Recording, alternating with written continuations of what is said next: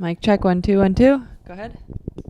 Mic check 1 2 1 2. 1 2 1 2. We're back. There we Hold go. your mic up to your face, Father. You gotta Okay. hold it like that. There you go. Back by popular demand. Pops, how you doing? I'm doing good. Good. A man of few words. I love that. That's what podcasts are for. Yeah. Just tell me the least amount possible. You put me in this hole. You put me in this hole. You put me in this This shithole. rabbit hole. It is the worst thing I've ever done to you. I'm so sorry. Yeah.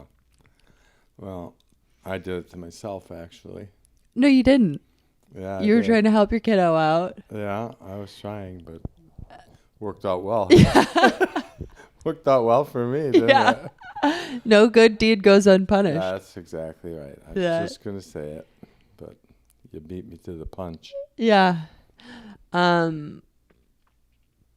What'd you say to me the other day? What'd you say when I was... Oh, I said, why didn't you just let me die last year? Yeah. I had the psychic... Why did you make me get open heart surgery? Yeah. I made you get open heart surgery so you could wire my ex-boyfriend's bagel shop.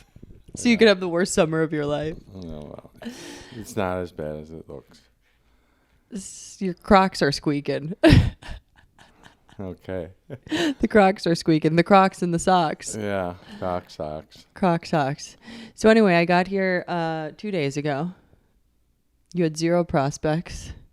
Oh boy. You had 0 prospects 2 days ago. I still have 0 prospects. I'm quite a wing woman. You're wing something. You have to hold the mic up higher. I do. Yeah, hold it like me. Otherwise, because you're speaking real soft too, and then nobody's gonna hear, and they want to hear Charbar. All right. All right, here he is. Hi. So yeah, no, come on, I'm a good wing woman. Yeah, you're doing your best. You're doing your best. We went to dinner last night, and we met some nice ladies. They pushed their table up against ours and had dinner with us. Yes, that's true. Well, I told you, because you do this thing all the time when we go to restaurants, and it's a very Midwest thing where you Right. always start talking to the table next to you. Yeah, I know. And You What? told me I couldn't do that, so so you did. No, I didn't. Yes, you did. You did. No, you did. You started it. You started it. You're the one that leaned over. No, I told her what was going on because what happened is another table sat next to us. And did you see they asked to move?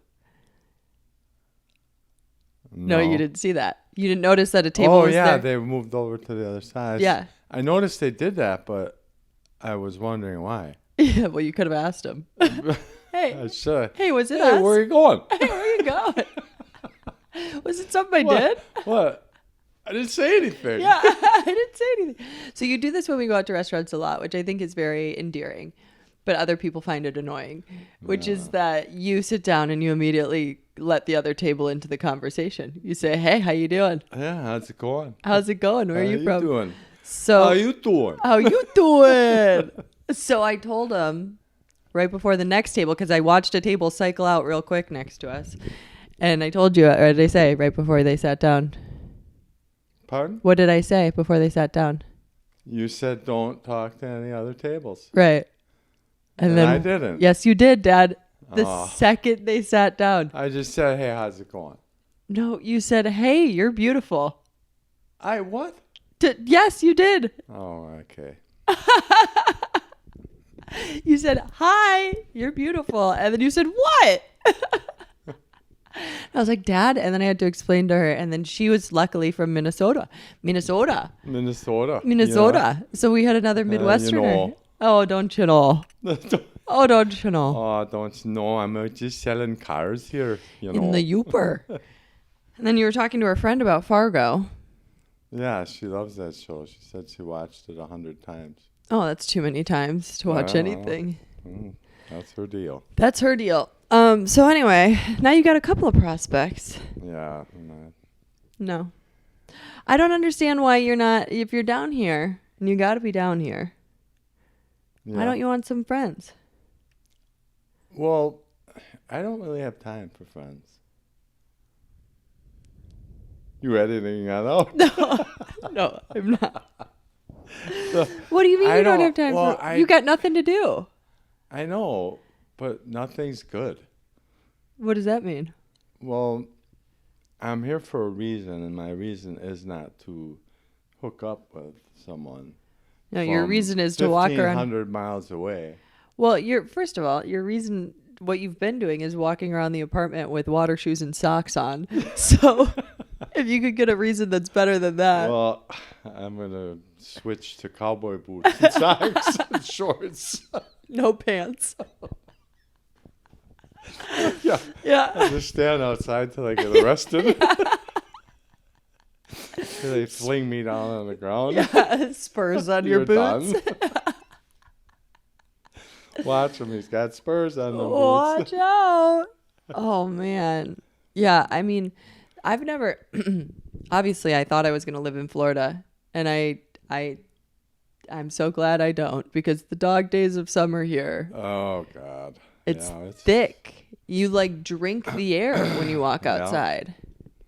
You can squeeze drops of water out of the air with your fist. Yeah. You can wring it out. Yeah. Oh, wait, that's salty. That's my sweat. Yeah. Oh, wait. But you've been doing sprints up and down the block. Yeah. That's only leg day. That's on leg day. Yeah. All right. Well, you're getting in shape, if nothing else. I know. And that's, yeah. Your body's in shape. Your mind's a mess. Yeah, my mind's fine. My mind's fine. My mind's fine. Yeah. I got it all put together. I'm running 4 jobs, 3 of them from 1,500 miles away. Every day I talk to the guys and I tell them what they need to do. Yeah. Oh, yeah, that's right. Oh, yeah. Like, really? Well, you're supposed to be retiring. I was supposed to retire last year. Yeah. Yeah. What happened? The old open heart? No. The old open heart? No. Yeah. It's not easy to close a business. Yeah. Shut down a business. Yeah. You have so many people reaching out to you. Okay, let's talk about your heart surgery. When I called you and said I went to a psychic. Yes. And he said, you got some heart problems. He said, I don't know what it is. There's something a matter in his chest. Yes. He said he didn't know if it was lungs or heart. And I said, well, it's a broken heart. A broken heart is the intense emotional pain you feel after a great loss or deep loss. Siri's chiming in with what a broken heart is. Shut up. Siri, stop it. And can sometimes trigger a Siri, we know what a broken heart is. Is that even Siri? What is that? Stop it. Okay. All right, let's let her die. What now, Siri? Oh my God! It's the I attack. left my phone in the other room, so it ain't gonna go into mine. Attack of the technology. Oh my God. Yeah. Okay, so I say that, and then you were very reticent. You did not want to get anything checked. No, the only reason I did is because you said you weren't going on a canoe trip. Yeah. If I didn't get a calcium heart scan. Right. So an I ultimatum. went and did it just to prove you wrong. And Then you ended up on an operating table. I ended up with my lungs and heart outside my body. Laying on my chest, which I didn't see. But I asked for a film of that. Would have been cool. Yeah, the doctor was wearing a GoPro. Yeah. I don't know about that being so cool. Well, I think it would be. Well, I think you really went in. here. Yeah, you made it. Did you ever thank that doctor? I did. Yeah. I thanked him and her. Yeah. I don't think they take it outside of your chest. They said they laid it out. They lay it out. The heart. They collapse the lungs. They collapse the lungs and and they bring the heart outside so they can cut all of them or the veins. put the veins in there. Yeah. It's amazing. It's pretty crazy. They take the veins out of your legs. Yeah. Yeah. Well, what's funny about the Pretty whole wild. process is your absolute denial the whole time. I was, and I got the results in the calcium heart scan, and then it said, like I remember. first line said like 0 problems. No, it didn't. It said 98th percentile. And Yeah, you which I said, thought 98% good. Yeah. Not 98%. My heart's going to stop in the next couple of days. Yeah, and then I sent it to you guys like, See? see, Yeah. I'm good. Yeah. See? See, I'm okay. Yeah. I told you to quit worrying. And Heather calls. Heather calls you, drop whatever you're doing, and go see your heart surgeon. Yeah. The cardiologist. Yeah. But Good. I was playing baseball at the time, hardball in a 16 over league and a 55 and over league. And it's not like I had any pain. I had discomfort in my upper chest, like up high. Yeah. And that was, but then it would go away. Like after you got moving, it would go away. And I was just like, well, this is what happens when you get old. I'm like, Drop dead on the baseball field. This is what happens. You Yeah. go chase a ball Yeah. like a dog. Yeah. And you keel over on the warning track. Oh my God. Yeah. Yeah. That was, it was an interesting series of emotions to witness because there was a lot of denial and then there was a lot of anger when you found out you had to get it. Yeah, I was mad. You were mad because I ruined yet another summer. trip? I ruined the canoe trip. No, I didn't ruin it.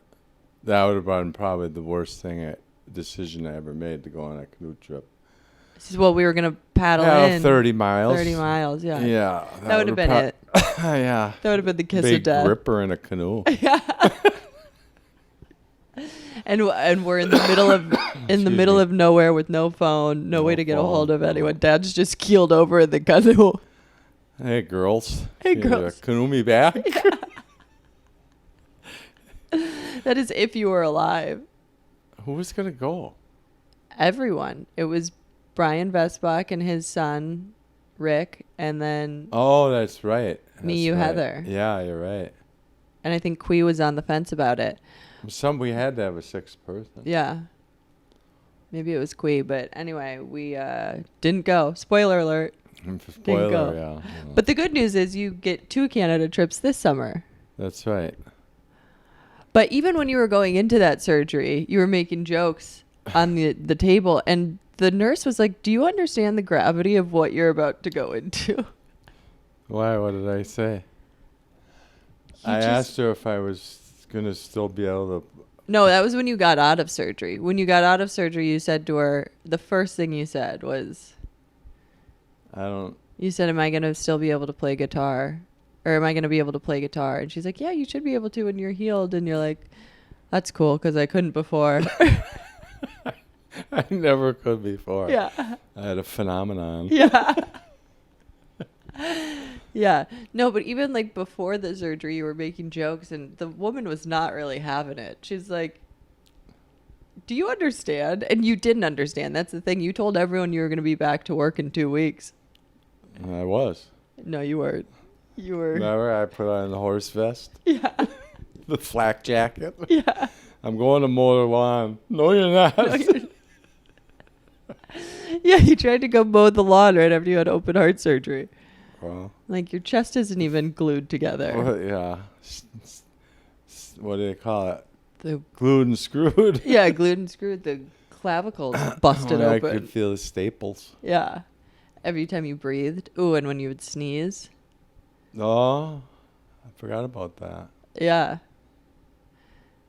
Not only that, what really bothered me was the oozing. The Drippage. oozing. Yeah, the drippage. Yeah. Yeah, it was really something. But you really Edit wanted. that out. Huh? No, it's fine. You really wanted at some point Heather and I out of the house. Well, you guys are on me like White on rice. stink on poop. I really wasn't. I was No. pretty hands off. Heather was Heather sleeping was. with you. Heather was laying next to you in bed to make sure you didn't. Because one night Is he breathing? yeah, one night you screwed your pills up because you were so looped up. Yeah, And you messed your pills I was up. out there. Yeah, you were on a different planet. Yeah. And I don't know what they gave me, but ooh. probably Oxy. No, I had that when I broke my neck.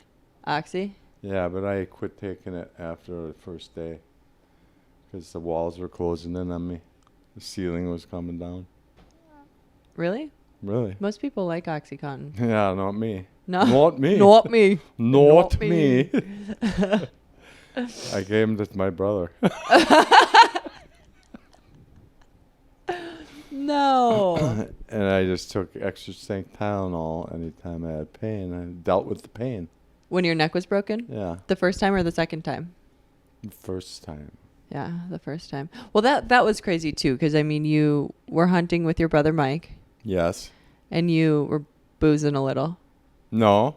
Dad. No, the night Dad. before. Night before, but no. It had nothing to do with that. It was just a situation that 3 branches broke at the same time when I was climbing down the tree. Oh, I thought you Yeah. were in a tree stand hunting and you No. fell out. No, I climbed a tree way up, Uh-huh. and then I was coming down, and 3 branches broke at the same time. The 2 of my feet were on, and one hand was on. Okay.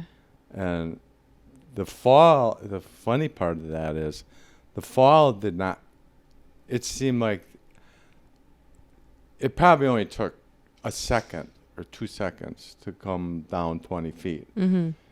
And I was in a spin, but it seemed like an hour. Oh, yeah. Because you're like, oh boy, Yeah. how am I going to land? Yeah. This is not going to be good. And I landed face first. And the funny part is, the fall did not break my neck. I had the gun slung, a sling. There was a sling on the gun, and I slung it over my back. And then when I hit the ground, the gun slammed onto my neck. Oh, And that's what broke my neck. I mean, man, that could have been way worse. Oh, well, that's the thing, because I landed like this, face first. Here's my head. Yeah. If I would have Oh. landed like this, Yeah. it would have went, Yeah, exactly. good night, Irene. Yeah, you were a couple degrees away from Yeah, it death was there. Yeah. Few About degrees. 5 degrees away from it. Yeah. Yeah, that's you really have dodged a few Bullets. a few bullets. Well, yeah.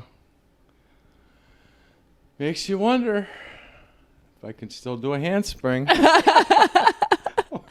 Or will my arms collapse and break my neck again? Wait, how'd you break your neck the second time? I dove into a lake, shallow lake. Oh, actually, you never told me that. No, No, you I kept don't it. have to. It's none of your business. You don't need to know everything stupid I do. You dove into a shallow lake. Yeah, but it wasn't my neck bone. It was some bone. I guess you have like 140 bones in your head. Okay. And it was some bone, like behind my ear, I heard a crack. Uh-huh. And then I just was like, kind of mundane the rest of the day. Yeah. A Just little like, subdued. ouch. I've done it again. Yeah, I like that one song. Oh, I did it again. I broke my fucking neck. I got lost in the shallow end. Oops, I broke it again. Oh, yeah, no, you definitely never told me that. Well, I don't know where I was. What was I doing? Was I living in LA? Why did I not care how you broke your neck? Which time? Well, I knew because we were together on Thanksgiving when you broke your neck the first time. And I knew something was wrong because you kept drinking beers. And every time you'd throw your head back, you'd be like, something's wrong. But you just kept drinking beers. And then I had to go back to Marquette. It was a painkiller. Huh? It was a painkiller. Yeah. And then I had to go back to Marquette. And I remember I got a call from your ex-wife saying, your dad broke his neck. Yeah. Yeah. That was bad. That was the first time you really dropped a lot of weight. Yeah. Well, I had atrophy. I couldn't push. Right. This episode is brought to you by Berber Hair Oil. Berber, you guys, look at my hair. Would you look at all these hairs? She went from having 4 hairs to 400. All of the hairs in here, baby. No, if you guys aren't using Berber hair oil on your hair growth journey, I don't know what you're doing. It's burdock oil that makes your hair stronger from the root down. It accelerates the growth. And it just gives you an overall gorgeous head of hair. So use my code Britt, BRITT, for 15% off your first order at Berber.com. What do I want to talk about? Oh, I want to talk about this story you told me about the Bitcoin guy. Can you tell that story? Oh, the first long time ago. That was, boy, that had to be, at least 20, 25, 23 years ago. Yeah. And the guy lived in an old house where I grew up and built in the 19 teens, maybe 1915 or whatever. And it was winter and it was 5 degrees outside, and he said, I need some wiring done in my house. So I went in there. Every window was open. Apparently these Bitcoin, whatever. The servers. They generate a ton of heat. Yeah. Every window was open, and it was still 80 degrees in there. And he had cords running all over the house, plugged in everywhere. I said, you're going to burn this place down. Yeah. I said, this wiring wasn't meant to run Bitcoin things. Yeah. And servers. And I said, what? By the way, what's a Bitcoin? Yeah. What the fuck are you talking You're about? You're mining what? Yeah. Yeah. I'm mining Bitcoin, and I'm like, he said, it's like nothing. It's cyber. Yeah. Cybercurrency. Yeah. And I was just like, okay. All right, Kookaloo. You goon. Yeah. What alternative universe are you living in? Right. Yeah, little did I. He said, if you give me $5,000, I'll make you a ton of money. And I bet then it was, I don't know, maybe $8, $10, $15. I don't know what it was. Yeah. And I just said, well, no, didn't he offer to pay you in Bitcoin if you did the wiring? Yes. Yeah. 20 or 30 Bitcoin or something? Yeah. And now Bitcoins are worth hundreds of thousands of dollars. Right. Well, that's another great idea I had that fell through. It's another almost. Another almost invented that one. Yeah. Excuse me. Yeah. Shoulda, coulda, woulda. Yeah. But basically you said when you went in there, you thought that it would be irresponsible to do the wiring, right? That's what I said. I said, I can't touch this because if you keep up with what you're doing, I'll burn the place. The place is going to start on fire. Yeah. That wiring. But did it start on fire? No, it never did. I don't know. I think he moved out. Yeah, I was going to say because the Bitcoin became so valuable. Right. And then he moved out and got a place. And I always meant to ask his sister how that ever turned out because I see her from time to time. Yeah. Yeah. And I forgot to ask her. Yeah, to be one of the original people with the Bitcoin, that would have been crazy. Did you see that story where that guy, it's similar, he had a password, basically in order to get a hold of your Bitcoin, you have to have a code, right? And he wrote it on a piece of paper, and then he somehow lost the piece of paper, and his Bitcoin were worth $900 million, and he was digging through a dump for years. Really? Just madman digging through a dump. Didn't we have an old neighbor that was into Bitcoin? Yeah, she was She was hanging out with like Richard Branson. No and stuff. names. No, I'm not. No, Yeah. I'm not. But we did. And then she threw herself out a window in Shanghai. Allegedly. Allegedly a 100-story building. Yeah. You want to talk about a long fall? Well, the fall didn't kill her, though. Yeah, I know. It was the gun. No, it was a sudden stop. It was the what? Sudden stop. The sun. I don't get it. Sudden stop. Oh, the sudden stop. Oh my God. Yeah, no. Every person who's jumped off, because, you know, they have that documentary called The Bridge, where it's. Yeah, I'm not into Haven't heard of this documentary? saddest. The saddest shit ever. No, it's all these people that try to kill themselves off the Golden Gate Bridge. And then they did a documentary about the people who survived. And every single one of them said the second they jumped, they regretted it. Really? Yeah. Which is a crazy feeling, because I'm like, if you're going to do the thing, you usually like commit to the thing. But I guess that fall, like you're saying, when you're going out of the tree stand, a fall gives you so much time to think clearly. Oh, like, what did I do? Yeah. Yeah.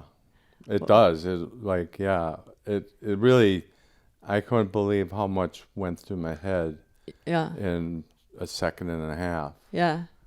You know, but I was almost able to hang on, but my body weight was too much for one arm to be around the main branch. Yeah. Yeah. But yeah, I can imagine. I couldn't do that. I guess if I was in the Twin Towers, I would jump. Well, yeah, that's not the only choice you have then is to make it your choice. Do you know what I Yeah. mean? Do It's I not- burn Right. or fly? Right. Do I crumble and let this, or do I try and jump and beat it? But been a horrible decision. well, either way. Yeah. Either way. Either way, you're in a bad way. Yeah. You're down It's not bad. looking bright. It's not looking. Your future's not My looking future's bright. not bright. Oh Should man. laugh about it though. We gotta laugh, otherwise we'll cry. Okay. Okay. All right. What do you think of? I know you've obviously been an electrician for 40 years. 47. 47 years. Don't you forget it. Don't you forget it. This last one's all my fault. Yeah. The 47th and final year is my fault. Yeah. It's all right. It's all right. It's all part of a learning curve. Part of something. Part of something. Part of the something machine. The something machine. What do you think of the younger generation coming in? They have issues. They have a lot of issues. When like you talk to young guys, and they look at you like you're a Martian or something, and I just should I text you? Yeah. Will that be better? Yeah. Like, will the message come across clearer? if you Yeah. text? Can't you like interpret the words I'm saying? Yeah. Or you just yeah. Yeah. It's just like conversation. No, there's no such thing. Yeah. One word answers. It's just bizarre. Yeah. You might find 1 out of 10 that somehow got social skills. Mm-hmm. Maybe their parents made them do that. I don't know, but Right. But other than that, it's looking bleak. yeah, it's looking. And the trades are the place to be right now. A guy could name his price on pretty much anything, and you could make a great living in the trades. But I don't know. They just seem like they're not with it mentally. Yeah. Like they don't have the drive. Uh-huh. They just seem weak-minded. Yeah. But then they're also listening to like screamo music. Yeah, right. Something's wrong. Turn that You're shit off. Yeah. Go give your dad a hug for the first time. Yeah, right. I told the guy at work, Rick Bestbach. Yeah. I told him they had this music playing, it's just screaming. Uh-huh. And I'm just like, I'm trying to talk to him and I can't hear over the radio. And I said, you got to turn that down. And I said to Rick, I wonder what they do if I just pulled out my .38 and shot it with my pistol. I blew their radio right into the wall. Would the message get across then? Yeah. You're like, I'm just matching the energetic vibes of the music. I'm just going retarded like the guy singing. Just losing my mind like he told me to. Yeah. Lose your mind. Exactly. Yeah. That's exactly what it's like. I'm Yeah. like, this is crazy. Yeah. Is everyone okay? And is this like give you energy? Yeah. No. It's I think it makes people feel something, you know? Because people Yeah. are just so dulled. And I think a lot of that is technology and being on your phone all the time. People just feel completely dulled. So they got to have music that makes them feel Yeah. and And something. then slamming monsters. Yeah. Slamming monsters, listen to that. They probably go home and pass out. It's like a 3-day binge. Yeah. They're delinquent on their child support payments. Oh, how many kids do I have? Yeah. Oh, no. Oh, no. Oh, no. There goes the bank account. Yeah. Whole day's work just down the drain. Yeah. Okay, so you have a few things that you say to me often that I want to talk about. One of them is this too shall pass. How has that gotten you through things in life? Well, when you don't like what you're doing, you just have to give it. I hate to waste away any more time. Right. That's the sad part. But you have to put your mind in a place that this too shall pass. So I don't like what's happening in my life right now, but it's not forever. And I don't have forever. So I want this to pass and go to greener fields, greener pastures. Greener pastures. Yeah. And how's that worked out for you? Great. Have you found a greener Super. pasture yet? Super. I saw one. I saw one on the But way. it was, On the way it to was hell. No, it was like a grasshoppers ate all the grass. Do grasshoppers eat grass? Yeah, that's how they're like a plague of grasshoppers. They eat everything. Oh, really? Yeah, they live on greens. Oh, I didn't know they ate grass. They eat everything. They're like, no. Huh. Yeah. All right. They eat anything green. Okay, that's why they're green.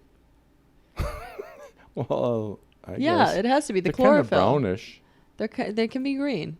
Yeah, I used to torture them when I was a kid. Oh, good. You were just passing it on because your siblings were torturing you. You were torturing It grass. was a bad. Yeah, it's just Trickle bad. down economics Yeah, of torture. Yeah. In a Trickle 12. down effect. Yeah. What was it like growing up with 12 siblings or 11 It siblings? was awesome. Yeah? It was awesome. I wouldn't trade it for the world. Yeah. I really wouldn't. You got you learned everything. Like, you learned how to work hard. You learned how to fight. That's a big one. That's the big one. You learned how to survive with little, I saw, what was it? Something on, someone sent me something on YouTube or something. And it said that kids from the 60s and 70s were not parented better. They were just given so much slack to screw up on their own that and figure life out. You couldn't always run to the helicopter mom or dad. There wasn't one. Right. Yeah. Yeah, they were barely paying attention to you. They were not paying attention, so you learned by trial and error. Right. And not only that, I really think that they thought, well, if we lose one, we'll have another. Yeah. If we lose one, that's fine. Oh, lose one, I'll have Yeah. fire a couple twins into you. Yeah. And you guys all developed a really strong sense of humor. Yes. I feel like Oh, right. you're, Humor was huge. yeah. Because nothing was funny. And that's the thing. If you can't laugh at what the horrors that or not horrors. But yeah, I mean, it's, you know. If you can't laugh at yourself, what's the sense? Yeah. You're just going to be a Debbie Downer your whole life. Yeah. So learn to laugh at yourself and just and laugh at others. Even in the worst things that happen, you can make jokes out of it. And I think that the country's become so crazy with you can't tell a joke. Right. Because, that might offend someone. Well, you know what? Get offended. Yeah. It's good for you. Yeah. It's character development. Yeah, you build some character. Yeah. And then pause and think. Yeah. Huh. Why I don't like that guy. Yeah. I don't like He's him at telling all. stupid jokes. I don't like him at all. or they'll all gather around you. Yeah. I like this guy. Yeah. He laughs at everything. Yeah. A smile draws him in. Yeah. A frown. Let's go the other way. Yeah. Tell me about when you guys built the homemade go-kart. Oh, we had a beaut. So the homemade go-kart, oh boy. I was 9 years old. And we built the go-kart. It had rope steering. And it had little lawnmower tires on the front that we cut some axles out of. And then we took nails and bent them over to hold the axles on. And then the back had a 5-horse Briggs motor with the chain drive on the back tires. And those were lawnmower tires, but bigger. And it was a chain drive. Whose lawnmower were you parting up? Oh, we'd go around the subdivision and say, hey, you got any lawnmower tires we could have? It was like, yeah, pretty much fetch and sketch. Yeah. So, yeah, rope steering, just a wood seat, no brakes. No brakes. It's an important part of the story. Important part of the story. No brakes. And it was no gas pedal. Full throttle. Full throttle. So you'd have to put it on a block in the back of, like a wood block. Mm-hmm. You start the motor. It's running full blast. And then you kick it off the block. So they said, well, who wants to test it out? And I said, well, I will. And I said, well, how am I going to stop? And they said, well, you go down to the end of the road. And at the end of the road, there's like a ditch and then a jump. And he said, well, if you make it to there. Which brother was this? No brothers. These were just neighbors. And I said, okay. So I thought, well, and I said, so how am I going to stop? And they said, well, we only put a little bit of gas in it. Like I'd run out of gas. Yeah. Well, by the time I hit the first road, it was a T in the road to the left. I was doing like 70. The thing burned out. It burned out on them tires for like 100 feet. And then it just grabbed and took off. And I thought, no way, I'm going to kill myself if I keep going. And little did I know that they took the seat off because the seat was loose and the seat leaned up against the motor. Yeah. Well, they took the shroud was off the motor. And so you had an open flywheel. Mm-hmm. And little did I know that they took the seat off. I didn't see them do that, but it didn't matter. It was destined for failure anyway. And with the G-force of the thing taking off, I leaned back and that flywheel dug a hole in my back. Ooh. Yeah. So at the first turn, I thought I got to crash this thing. Yeah. So it was a deep ditch on the other side of the T in the road there.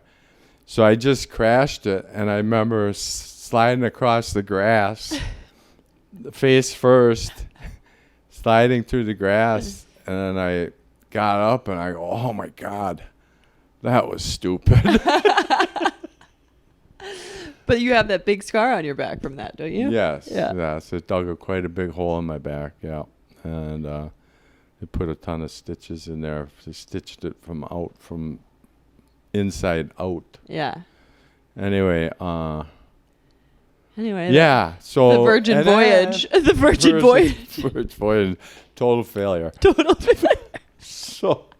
It's like the Challenger. So the worst part was I had my church shirt on. It was a shirt with a bunch of ducks on it. Yeah, I know it from the picture. Yes. Oh. Yes. And I had that shirt on, and I'm like, neighbor kid said, hey, your back's bleeding really bad. And I said, oh, no, my church shirt. Oh, no, the ducks. Not the ducks. Not the The ducks. ducks are bleeding. The ducks are bleeding. Must have killed a few ducks back there. Yeah. I remember running through it like it was yesterday. I remember running through the yards, running to the house, and my mom was going grocery shopping. And somebody saw me running and the blood all over my back, and they called the ambulance, and I was laying on the kitchen floor, and my mom came home, and she was fit to be tied. Not mad, she was just like, that's all she said is Judas Priest, and then collapsed slid down the wall and collapsed. I said, Ma, don't worry, nothing hurts. Don't worry, Ma. Don't worry, Ma, nothing hurts. Yeah. I feel like, I don't know if it's from that or just this is something that you've developed in general. You have a strange relationship with pain. Like you go through objectively horrifying things and you don't seem to be affected. Yeah. What is that? I wonder if that's like a dissociation tactic you learned early in life to not make your mom upset. Don't worry, Mom. I'm good. The ducks are not good, but I'm good. The ducks, they need some fixing back there, but I'm good. Yeah. Like I'll never forget when I was a kid and you walked in the house when you were fixing and I fell off the roof. Yeah, you were fixing the fence, and I never seen. I fell off the roof and I landed on the fence. There you go.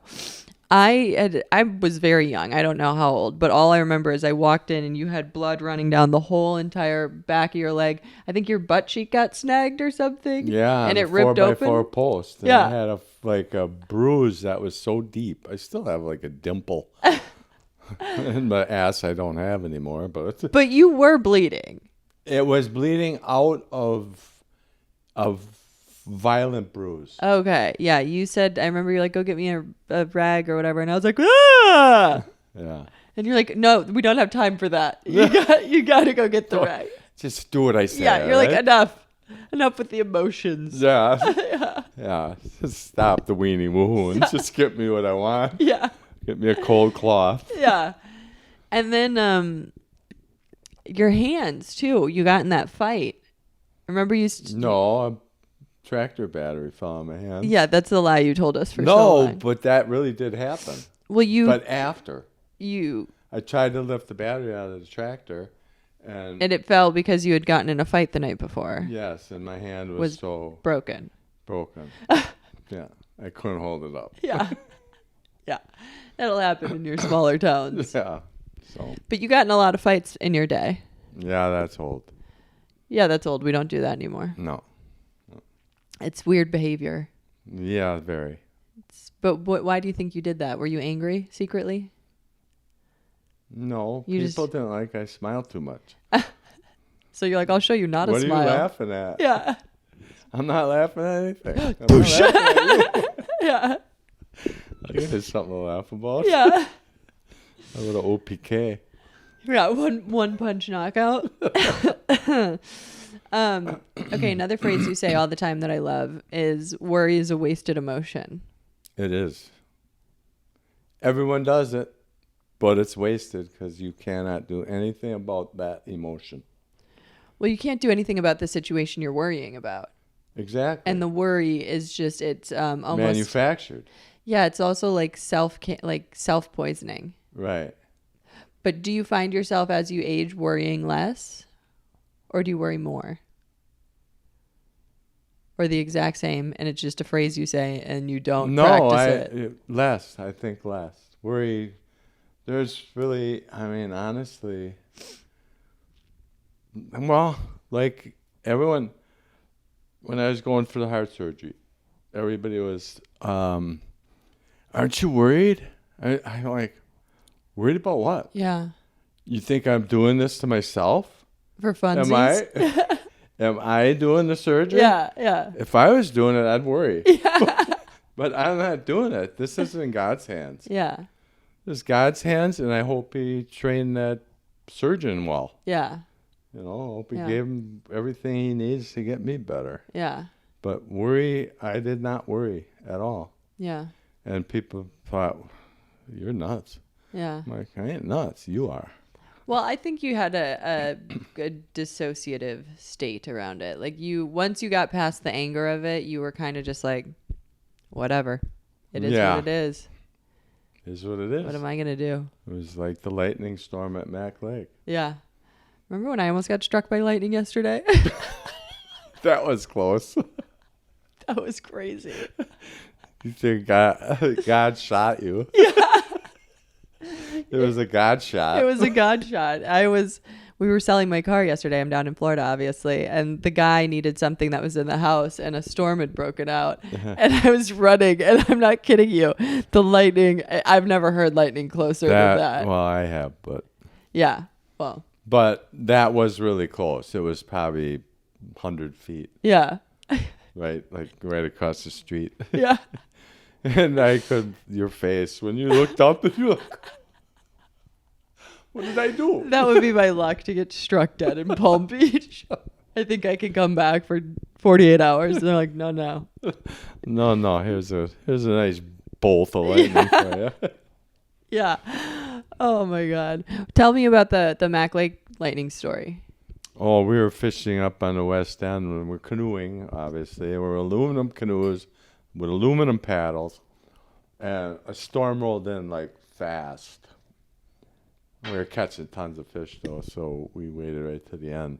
And then by the time the storm came in, there was lightning bolts and it was raining like you couldn't see 20 feet. Mm-hmm. So I'm paddling and I'm like, what's the sense? I don't know where I'm paddling to. Yeah. My brother had saved up at the time he smoked Marlboro, and he saved up 1,000 coupons. Yeah. And so he got some Marlboro rain gear. Yeah. And he was bragging about it. And he was in the front of the canoe, and the water was running down his back because the rain gear really didn't fit him. And it was going down the crack of his ass. And I just started laughing. I couldn't steer. I couldn't do anything. I was laughing so hard. I figured I don't have control here. I have zero control. Right. I don't know where I'm going. It's lightning storms. And the lightning, I swear, was one bolt hit like 20 feet from our canoe. And the whole canoe lifted out of the water. Oh, wow. And then it plopped back down. And I'm trying to bail because you know how a canoe, when water gets in it, you go from side to side and it starts to get really rocky. Yeah. So I'm trying to bail out. I'm laughing. And I said, Tom, quit paddling. We don't know where we're going. And the other canoe, they were just horrified. And me and my brother Tom were just laughing profusely. We couldn't stop. It was like probably 20 minutes of like fall down laughter, but you couldn't fall down obviously because you're in a canoe. But we just couldn't stop, and then we found land, and then the other canoe said, "Well, I'm sleeping here tonight," and I said, "I'm not." Yeah. I said, "No, I'm not." Yeah. What are you gonna just go next to some deadfall and call it. Yeah. You're soaking wet, even though it's 80 degrees, 70 degrees outside. It won't be that for long, and night comes, you'll be messed up. I said, I'm just going to wait for this to break. It's going to break. Mm-hmm. And, the other 3 people still, they still wonder if I'm touched. The answer is yes. Well, Tom was laughing too, and I thank God he was laughing because I couldn't stop laughing. Yeah. Yeah, there's something about you where when things are really, really bad, all you do is laugh. Well, what are you going to do? Start crying? Yeah. Or panic? Yeah. Panic's no good. Yeah. I lost in the woods once, and I panicked. And as soon as I stopped and sat down and calmed down, I thought, what do I need to get out of here? Just listen. Listen. You can hear cars on a road 5 miles from here. Right. So just listen for the cars. Yeah. And then walk that way. Yeah. You'll get out. Yeah. Where'd you get lost in the woods? In Avoca. Oh, that's not a good woods to get lost in. No. It's also not many cars up there, so you really right. But get a couple signs you have to calm down and relax. Yeah. Everything's good. Yeah. Like it's almost like hunting. You don't panic until you're done shooting. Right. Right, and then you panic. then you just then you like fall on the ground. Yeah. Oh my God. Okay, we're gonna talk about me as a kid.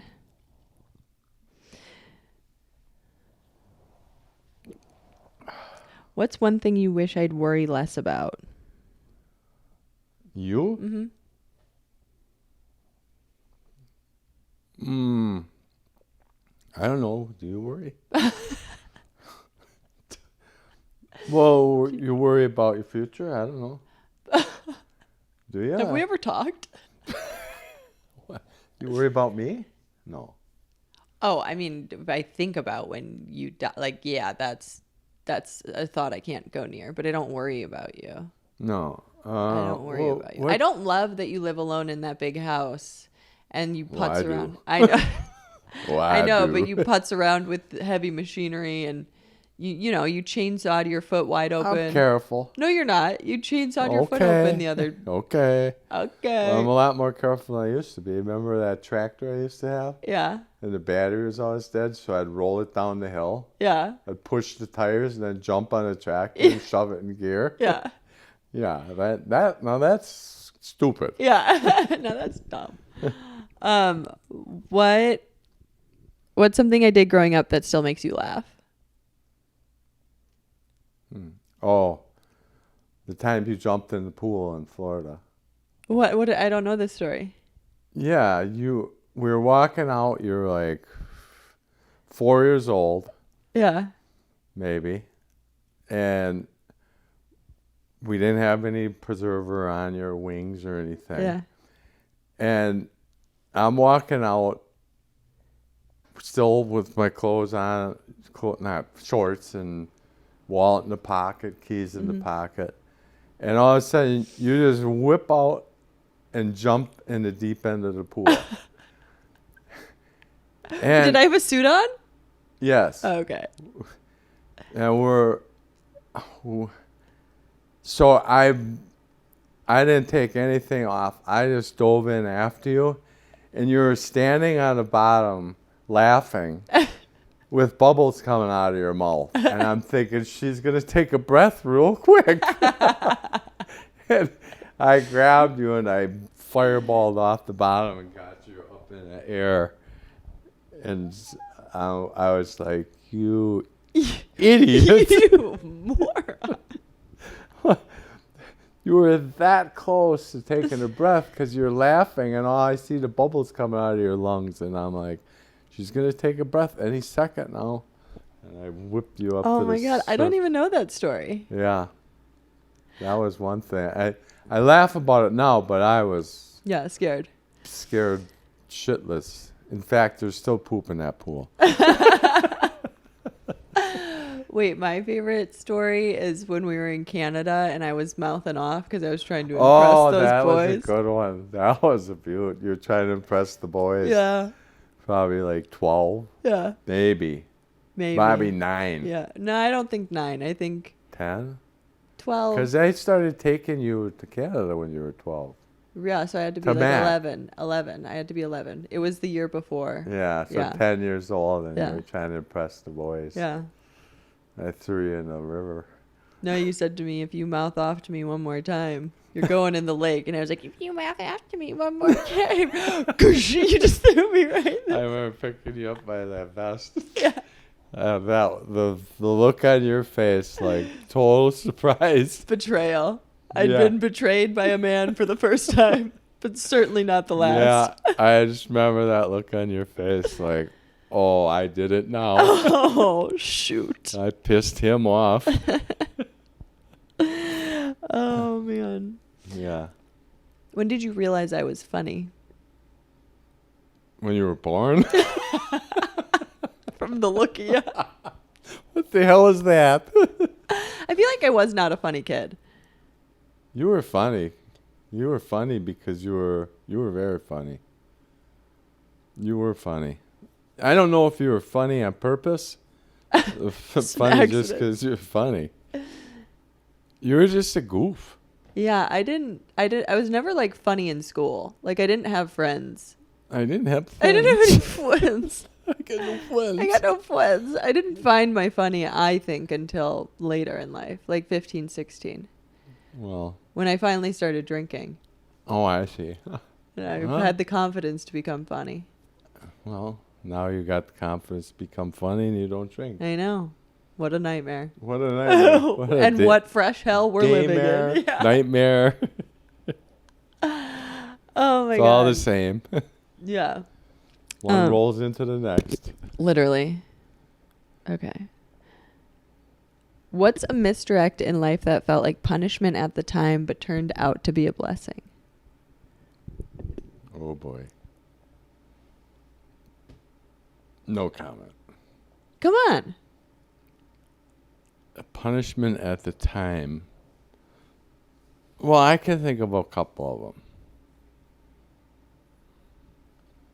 First divorce. Yeah. First divorce seemed like a punishment, but was a blessing Mm-hmm. because I probably wouldn't be here. Yeah. I'd be dead or in jail. Yeah. I think probably dead. Yeah. She was going to kill you. Yeah. She wanted to. She Oh, texted yeah? you that right before she killed herself. She said, I've got a gun and I'm coming. Remember Right. that? Yeah. No, that wasn't. And she tried before that, but I stopped her. Yeah. Yeah. And then when I was in partnership in the electrical business with Lou Joe's, Oh, yeah, 2008, yeah. When the economy that collapsed. seemed like a punishment. The economy was messed. Yeah. And that seemed like a punishment, but turned out to be great. Yeah. Because you started. So your own business. sometimes I guess it's your attitude. Yeah. I mean, if you can be like rock solid and I'm not gonna let this burn me. I'm not Yeah. gonna let this drive me down into the dumps. I'm gonna rise above and become something. Just get the gumption to do what you need to do, Yeah. and don't waver. Yeah. Yeah. And I mean, honestly, that's about all. That's it. And when you're like outsider looking in at my life, is there anything you wish I was doing differently? Well, All of it. no. You're chasing your dream, Yeah. right? I fell into mine. Mm-hmm. I fell into mine. You're chasing yours. Mhm. And that's really, that's so special in life that you have the opportunity to keep chasing it. Mm-hmm. And you keep it up, you'll You'll make it. Because you are determined. Yeah. Determined. I'm something. There's something, all right. Something. All But right. I love you. I love your company. You're a really good person. I love you. You know, you wouldn't know that how good of a person she is unless you knew her on my side of the fence. Yeah. You wouldn't know it because she doesn't act like a good You person. wouldn't know it. But no, she is. And she can make friends with anybody if she wants. I don't want. I'm just saying. Yeah. You, the women's. The women's me and the I ladies. think they want you, not me. Yeah. Oh, man. Speaking of which, we got to go. We got to go hang out with our lady friends. Oh, I see. Oh, I see. Oh, I Podcast see. is Yeah, over. that's going to work real well. Let me see if they texted back. Let's see. We love you. Great. She said, we're going to go to Wellington. We're going to grab a bite at the Stallion. And they both live at the Polo Club. So Wellington is on the way to West Palm. So I'll just bring my bag. We'll go there. And then you're going to Uber back. Maybe. Lyft? Yeah, Lyft. I love you, Dad. I love you too, You're the Brittany. best. Thanks for doing the pod. Yeah, okay. Okay. It's hours up? Yeah, it's been an hour and 15 minutes. What the? What the? Time flies when you're with me, huh? Time flies when you're a I'm piece going of back shit. to bed. No. Love you. Love you too. The Artist's Way, you guys. We're getting close to the end. We are getting close to the end, besties. I would bet there's 2 of us left, especially after I took that break. I bet the 4 that were there fell off. But you know what? I said even if it's just one person I'm doing this for, I would keep doing it. And I'm going to keep my word. This is week 11 of a 12-week book. So we are almost done. 2 weeks left. Recovering a sense of autonomy. An artist's cash flow is typically erratic. Preach. Heard that. The market may be rotten even when the work is great. So this is something that I'm struggling with. Everyone in LA is struggling with right now. Like, you can make the best TV show and you can write the best movie and you can do, some really excellent work. But Hollywood is going out of business, all right? Hollywood's having a going out of business sale because the jig is up on the fact that it was run by a bunch of fucking pedophiles, and then all these streamers got in the game and shit got turned upside down, right? Shit got turned all the way upside down. So they're like, unless you're Margot Robbie, you're not getting a movie made. And even if you're Margot Robbie, they might not greenlight your movie. It's an insane place to be right now. So just having an awareness that, like, it's not always a reflection of your work if your work doesn't sell. Sometimes it's just a reflection of the market. And also, like, there's divine guidance with all of it, right? Like, if it's a no, it could just be not right now. But for me, I always say this or something better with everything. So I have to free myself from determining my value and the value of my work on the market value. So you can't directly tie your value as a human being to how much your painting sells for, or if your TV show runs 3 seasons, or if it even gets picked up at all, or if your book sells. Like, that's not your value, okay? Your value, just do the work, put it out. The rest is none of your business. If I have a poem to write, I need to write that poem, whether it will sell or not. Okay, so whether, like, it is truly just, like, do the work, put it out. The rest is none of your business. That's up to the universe, and that's between, that's none of your business. Do the work, put it out. Even if it affects one person slightly, you've done your job, okay? So I always say that with this podcast. It's not huge, but the people that do listen to it really love it, and if I can, if I can make a couple thousand people happy a week, great. Great. Love that.